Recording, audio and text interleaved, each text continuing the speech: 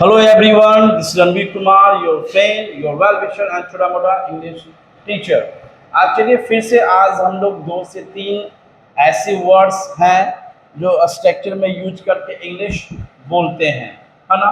वो स्ट्रक्चर है क्या, वो वर्ड है क्या, आज उसको समझेंगे। क्योंकि मैं प्रतिदिन अपने चैनल आर स्पोकन जो रणवीर कुमार जो है उसमें मैं वीडियो डाल रहा हूँ, लेकिन हमारी मेहनत है आपका कुछ कुछ रंग ला रही है, जो मैं उम्मीद कर रहा हूँ उस उम्मीद से रंग नहीं ला रहा है। लेकिन मैं अपना मेहनत कर रहा हूँ, आप भी मेहनत करें, आपका भी इंग्लिश अच्छा होगा। चलिए आज देखते हैं। कभी कभी, जब कभी भी आपको हिंदी में कभी कभी आपको बोलना होगा तो हम उसके लिए क्या यूज करेंगे, समटाइम्स। और उसके बाद क्या ला देंगे, सेंटेंस ला देंगे। Sometimes plus sentence, sometimes plus sentence. चलिए वही बिहारी फंडा के सर बिना एग्जाम्पल के हम लोग को समझ में नहीं आता। चलिए एग्जाम्पल पे देखते हैं क्या कहता है। कभी कभी मैं वहां जाता हूं, कभी कभी मैं वहां जाता हूं। तो sometimes, sometimes I go there, sometimes I go there।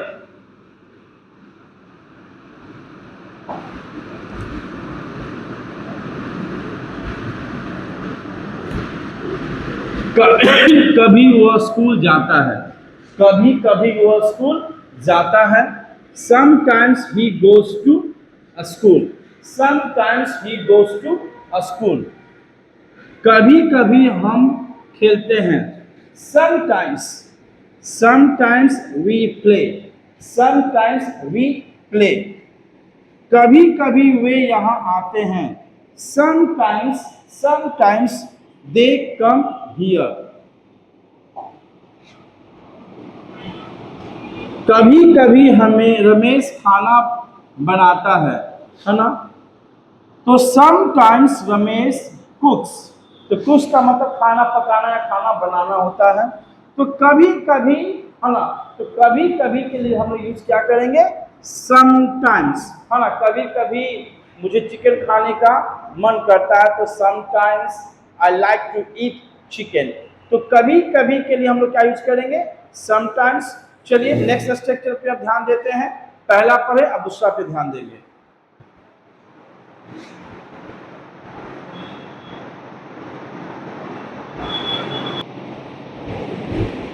Next क्या है, जानबूझकर।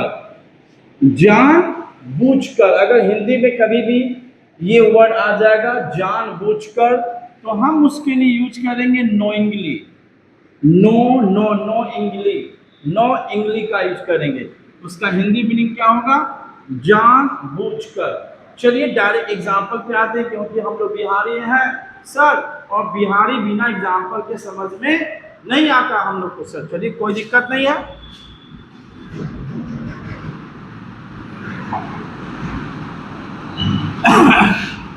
जानबूझकर उसने मुझे मारा, है ना।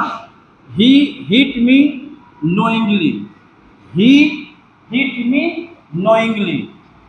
जानबूझकर मैंने उसे मना किया। आई फॉरबेड, फॉरबेड का मतलब होता है मना करना। आई फॉरबेड हिम नोइंगली, आई forbade him knowingly.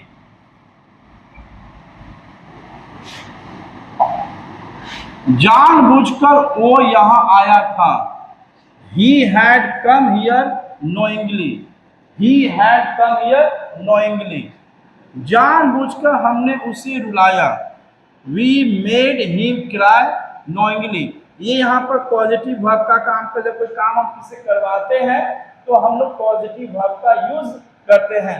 Positive verb का मैंने वीडियो बनाया नहीं, बनाऊंगा तो ज्यादा समझ में आ जाएगा, है ना।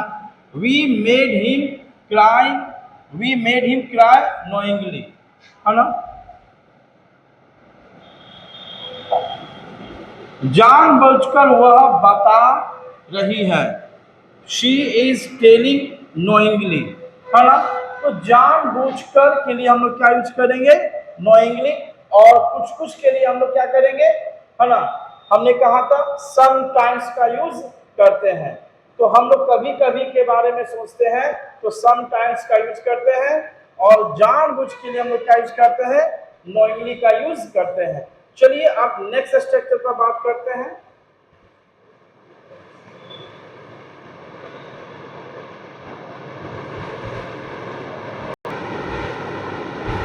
चलिए नेक्स्ट क्या है, लगे हाथ। ये वर्ड हम सुनते हैं, लगे हाथ सब्जी ले लेना, लगे हाथ फी जमा कर देना, लगे हाथ नानी घर चले जाना।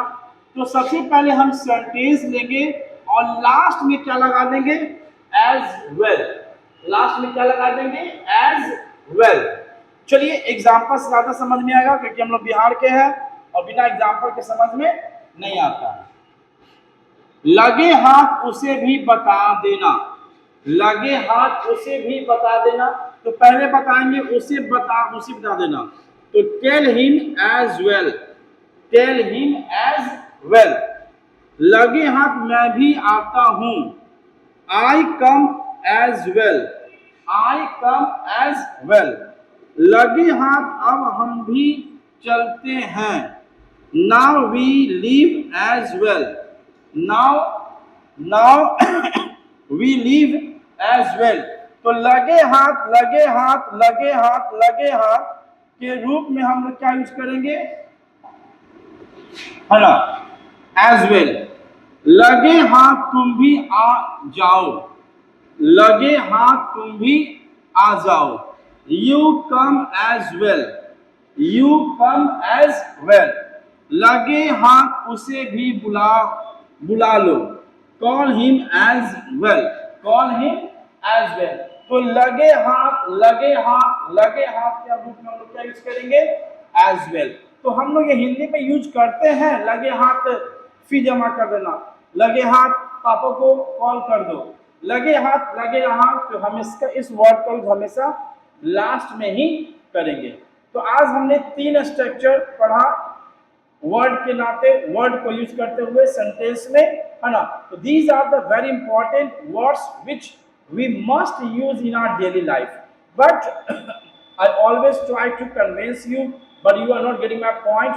Okay, in future you must get my point. What is the role of English in our life and in your life?